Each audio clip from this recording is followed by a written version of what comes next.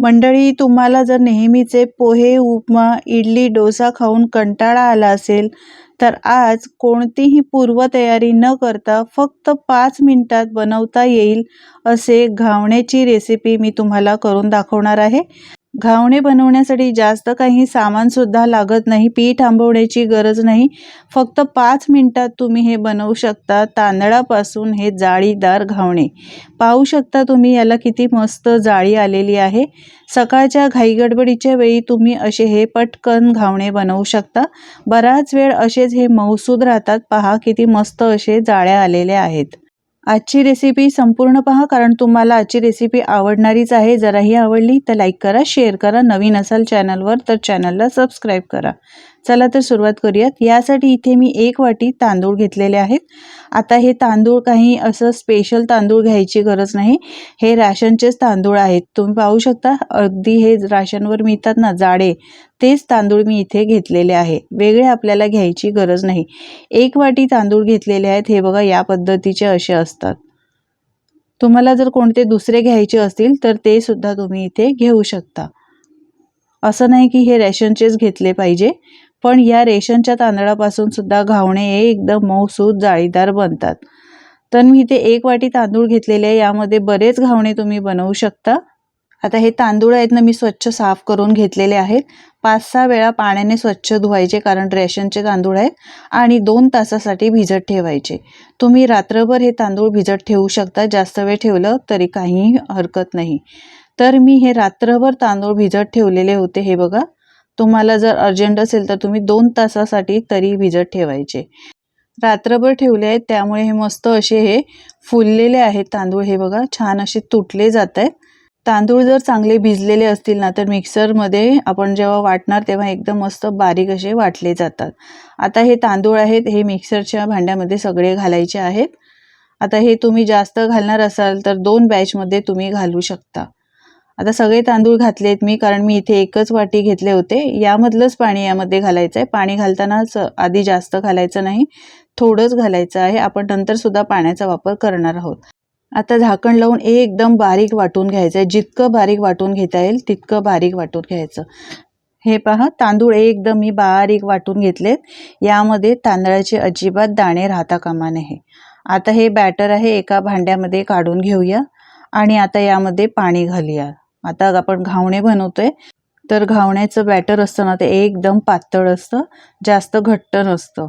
आता तुम्ही तांदूळ वाटताना यामध्ये ओल्या खोबऱ्याचा वापर सुद्धा करू शकता. बऱ्याच ठिकाणी यामध्ये ओलं खोबरं वापरतात, तर मी ओलं खोबरं वापरलेलं नाही, पण तुम्हाला जर घालायचं असेल तर तुम्ही घालू शकता. पाणी घातल्यानंतर मिक्स करून घ्यायचं आहे. बघू शकता, या पद्धतीचं असं हे पातळ एकदम सैलसर बॅटर पाहिजे, जास्त घट्ट नको अजिबात. चला तर घावणे बनवूयात. तर आता घावणे बनवण्यासाठी इथे मी नॉनस्टिक तवा घेतलेला आहे. तुमच्याकडे जर बिडाचा तवा असेल ना, तर त्यावर सुद्धा करू शकता. थोडंसं तेल लावलंय, ब्रशने मी पसरवून घेतलं, यानंतर टिश्यू पेपरने स्वच्छ करून घेतलंय. आता घावणे बनवताना तवा आहे ना, तो एकदम कडकडीत गरम पाहिजे. तवा गरम नसेल चांगला आणि त्यावर जर तुम्ही बॅटर घातलं ना, तर घावणे व्यवस्थित बनणार नाही, अजिबात जाळी याला पडणार नाही. आता बॅटर तव्यावर घालताना सुद्धा याला असं मिक्स करून घ्यायचं. एखादा पेला घ्यायचा आहे आणि त्याला छान असं वर खाली करून घ्यायचं. त्यानंतर कडेकडेने हे बॅटर सोडायचं आहे आणि नंतर मध्यभागी असं सोडायचं आहे. बॅटर जर मिक्स करून तुम्ही घातलात नाही ना, तर तांदळाचे आपण हे घावणे बनवतोय, बॅटर आहे ते थोडंसं तळाला जातं आणि वर पाणी पाणी राहतं, आणि बाकीचं तांदळाचं जे पीठ असतं ना, आपण जे दळून घेतलं आहे, म्हणजे वाटून घेतलेलं आहे, ते बॅटर थोडंसं घट्ट खाली राहतं. यासाठी चांगलं वर खाली पेल्याने मिक्स करून घ्यायचं आहे आणि त्यानंतरच हे तांदळाच्या घावण्याचं बॅटर आहे ते पॅनवर सोडायचं आहे. बॅटर घालताना एकदम फास्ट फ्लेम ठेवायची गॅसची, आणि बॅटर घातल्यानंतर स्लो फ्लेम करायची आहे आणि स्लो फ्लेमवर वरून पूर्णपणे कोरडा होऊ द्यायचा आणि त्यानंतर याला पलटून घ्यायचं आहे. तुम्ही पाहू शकता किती मस्त अशा याला जाळ्या पडलेल्या आहेत. एका बाजूने शेकून घेतल्यानंतर दुसऱ्या बाजूने सुद्धा शेकून घ्यायचं आहे. बऱ्याच ठिकाणी एकाच बाजूने हे घावणे शेकवले जातात, दुसऱ्या बाजूने शेकवले जात नाही, पण दुसऱ्या बाजूने सुद्धा मी हे शेकवून घेतलेले आहेत. छान असं उलटून पालटून मस्त शेकवून घेतले. फक्त 5 मिनिटांमध्ये हे मस्त असे जाळीदार घावणे बनवून तयार होतात. पहा किती मस्त अशी जाळी आलेली आहे। आता हे काढून घ्यायचे एखाद्या जाळीवर, म्हणजे याची वाफ आहे ती निघून जाईल, तर याला असं ओलसरपणा मग येत नाही। आता अजून एक घावणं तुम्हाला मी बनवून दाखवते। दुसरं घावणं बनवताना सुद्धा बॅटर आहे ते चांगलं पेल्याने वर खाली करून घ्यायचं आहे। गॅसची फ्लेम एकदम फास्ट करायची आहे।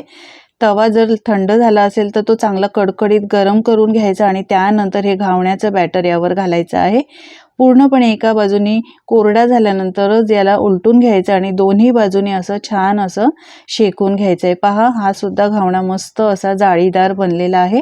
हा सुद्धा काढून घेऊया।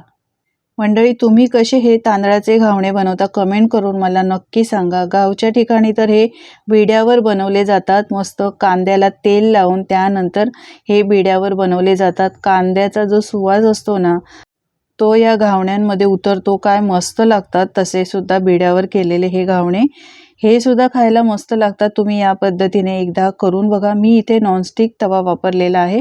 पहा काय मस्त याला सुद्धा जाळी छान आलेली आहे। याच पद्धतीने बाकीचे सुद्धा घावणे बनवून घ्यायचे, काढून घ्यायचं आहे एखाद्या जाळीवर, म्हणजे हे ओलसर होत नाहीत। हा सुद्धा मस्त घावणा आपला जाळीदार तयार झाला आहे, हे बघा।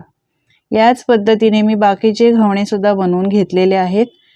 खूप साधी सोपी पद्धत आहे। मी हिरव्या चटणीबरोबर सर्व केलेले आहेत।